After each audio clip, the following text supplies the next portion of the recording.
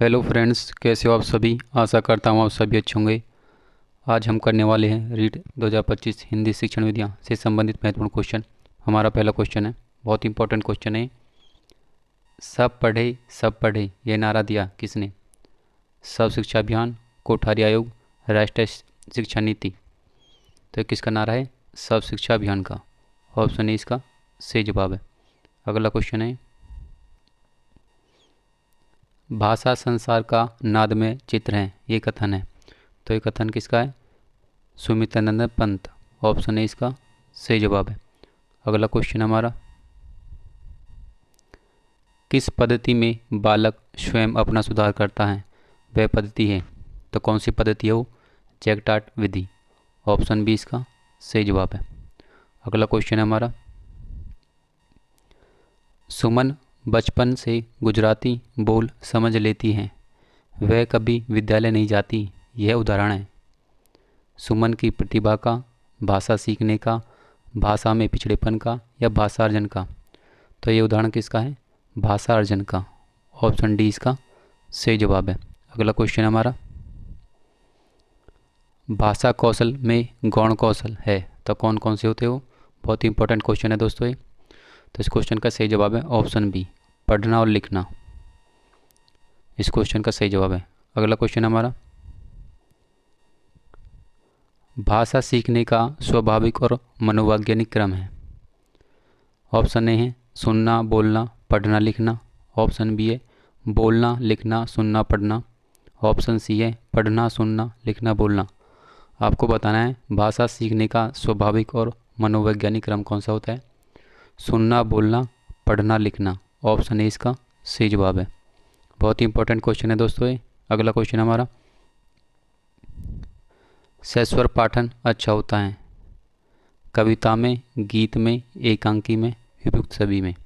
तो इस क्वेश्चन का सही जवाब है ऑप्शन डी, उपयुक्त सभी में। अगला क्वेश्चन हमारा,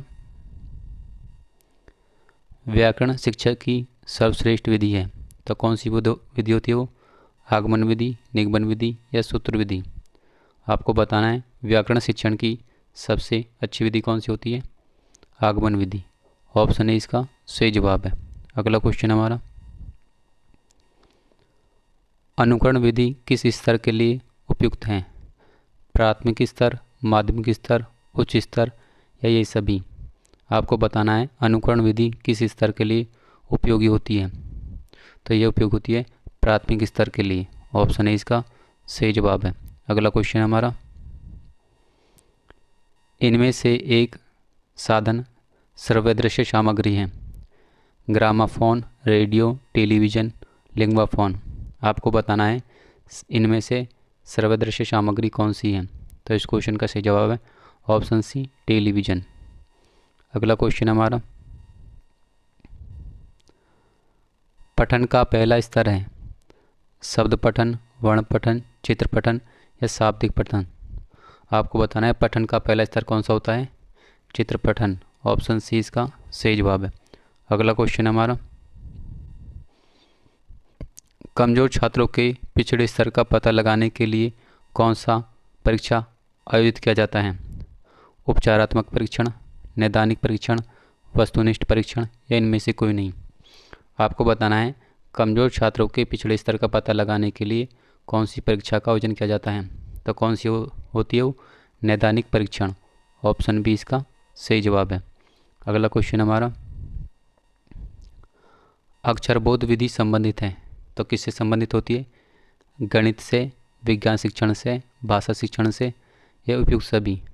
तो आपको बताना है अक्षरबोध विधि ये किससे संबंधित होती है? भाषा शिक्षण से। ऑप्शन सी इसका सही जवाब है। अगला क्वेश्चन है हमारा, कौन सी भाषा शिक्षा का सर्वोत्तम माध्यम मानी जाती है? राष्ट्रभाषा, प्रादेशिक भाषा, अंतर्राष्ट्रीय भाषा, या मातृभाषा? बहुत ही इंपॉर्टेंट क्वेश्चन है दोस्तों ये। आपको बताना है भाषा शिक्षण का सर्वोत्तम माध्यम कौन सी भाषा मानी जाती है वो? मातृभाषा। ऑप्शन डी इसका सही जवाब है। हमारा अगला क्वेश्चन है, प्राथमिक स्तर पर अध्यापिका का होना आवश्यक है, ये कथन किसका है? तो ये कथन किसका है? मारिया मांटेसरी। ऑप्शन डी इसका सही जवाब है। अगला क्वेश्चन हमारा, प्रस्तावना में पूछे गए प्रश्न होने चाहिए विषय वस्तु के जटिल प्रश्न, पूर्व ज्ञान पर आधारित, गृह कार्य से संबंधित या इनमें से कोई नहीं। तो आपको बताना है प्रस्तावना में पूछे गए प्रश्न किस पर आधारित होने चाहिए। ये हमारे होने चाहिए पूर्व ज्ञान पर आधारित। ऑप्शन बी इसका सही जवाब है। अगला क्वेश्चन है, किसे अध्यापक का दाहिना हाथ कहा जाता है? माइक्रो प्रोजेक्टर को, रजिस्टर को, चार्ट को या श्यामपट्ट को? तो आपको बताना है अध्यापक का दाहिना हाथ हम किसे कहते हैं? श्यामपट्ट को। ऑप्शन डी इसका सही जवाब है। अगला क्वेश्चन है, प्रमुख भाषा कौशल के अंतर्गत इनमें से कौन सा एक कौशल नहीं आता? आपको बताना है हंसना, लिखना, सुनना या बोलना। आप सभी को पता है भाषा कौशल कितने होते हैं? 4। कौन कौन से? सुनना, बोलना, लिखना और पढ़ना। तो कौन सा नहीं आता इसमें? हंसना। अगला क्वेश्चन हमारा, व्याकरण शिक्षण की कौन सी विधि प्रयोग व सहयोग प्रणाली पर आधारित होती है?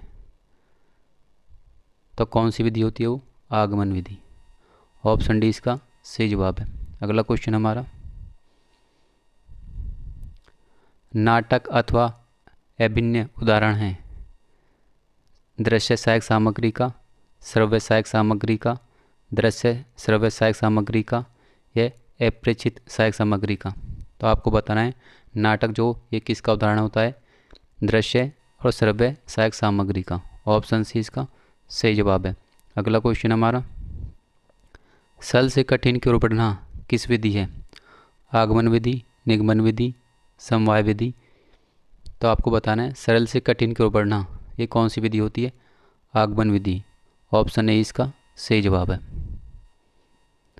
दोस्तों वीडियो कैसी लगी? वीडियो को लाइक और चैनल को सब्सक्राइब जरूर करें। धन्यवाद।